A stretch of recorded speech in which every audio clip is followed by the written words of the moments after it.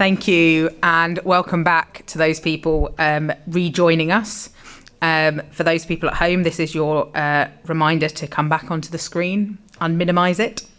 Can we please now move to closing comments? And can Councillor Lewis or Mark Mills provide any closing comments? And you have 5 minutes, please.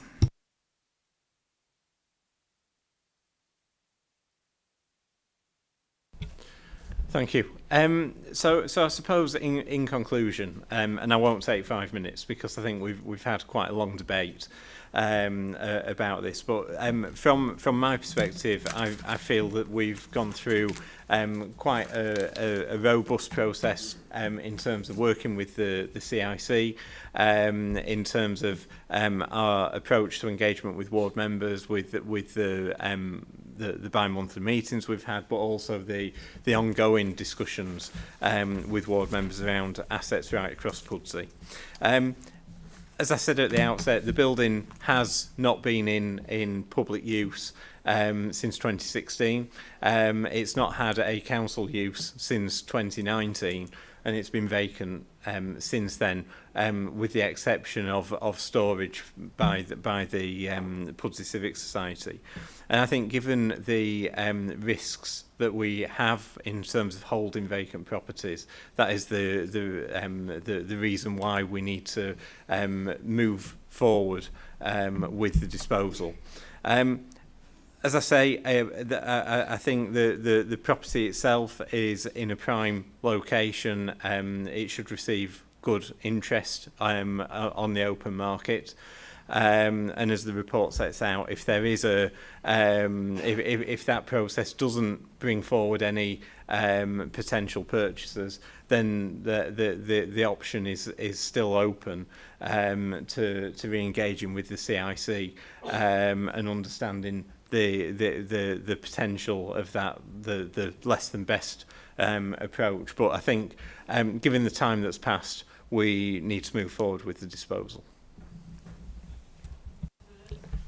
Thank you. Just to add a couple of comments. And first of all, I mean, it's come out in the discussion today, the work that Councillor Smith and the CIC have put into this project, the work that Councillor Cooper, who I'm representing today, has put in a role as exec board member and as we've heard as well, the officers, and I think that's been recognised around the table, and this has been going on for a period of a number of years now, and I'd like to place my thanks to everybody involved in that, particularly the volunteers who now put time into this.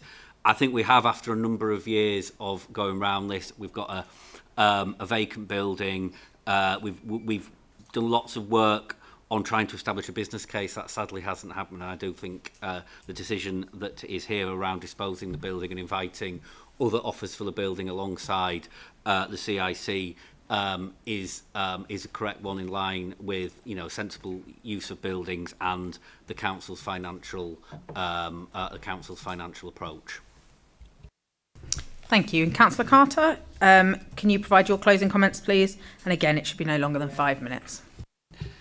Yes, thank you, Chair. I have to say it's been a very thorough meeting, and members have asked a lot of important questions.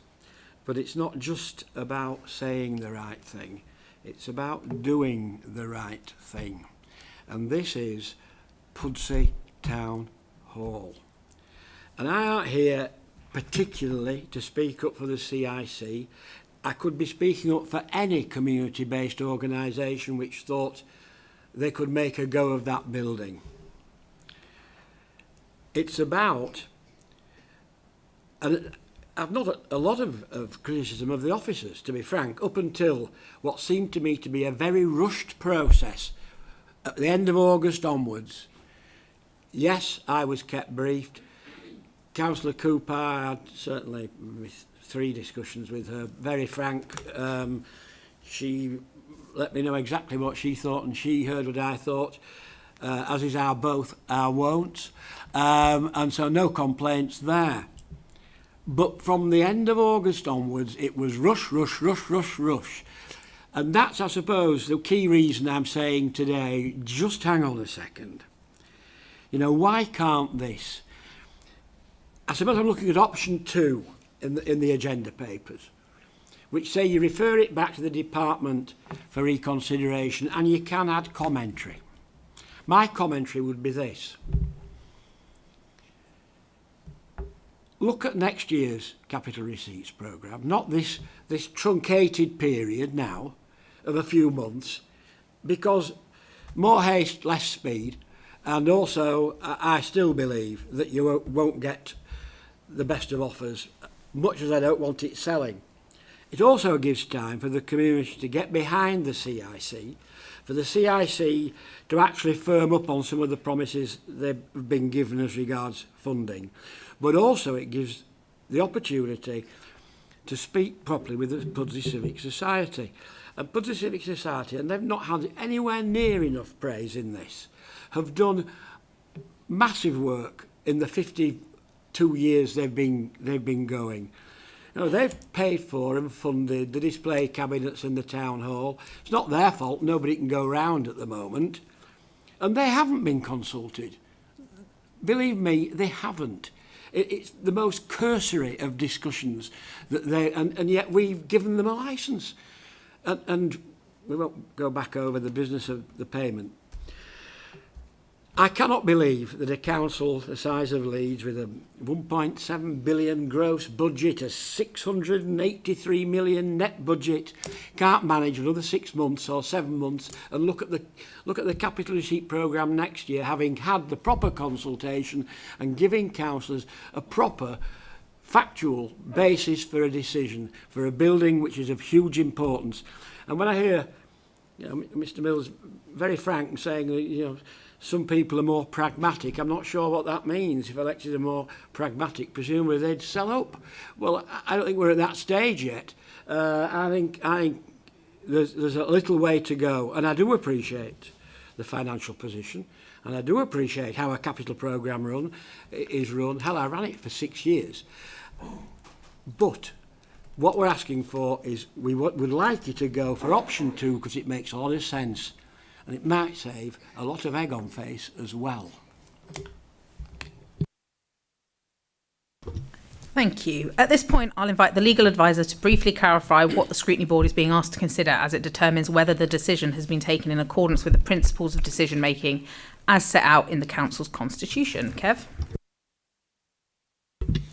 Thank you, Chair. Quick reminder for members, the role of the committee is to determine whether or not the decision was made lawfully.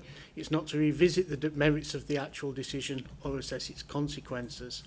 It's not about whether the decision to dispose is necessarily the right one. It's about whether it's been arrived at in the proper way. And again, it isn't about whether the approach from the CIC in particular should have been dealt with differently. It's about the general principles. There's 3 specific grounds that have been raised. The first is around consultation. As you've heard, there's no statutory obligation to consult on a asset disposal.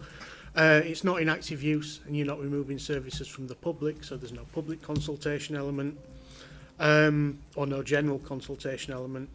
The only expectation is to comply with practice and policy around asset management.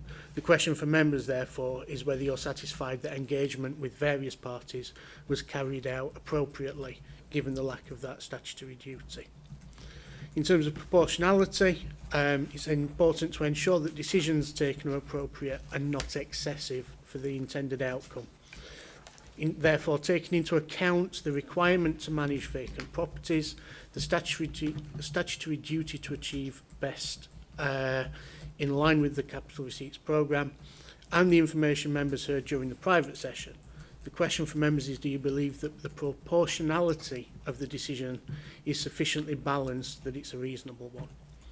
Then finally, in terms of alternative options, taking into account the discussions around the alternatives that have been identified at the point that the decision was taken. This isn't about what's happened afterwards, it's about that point in time.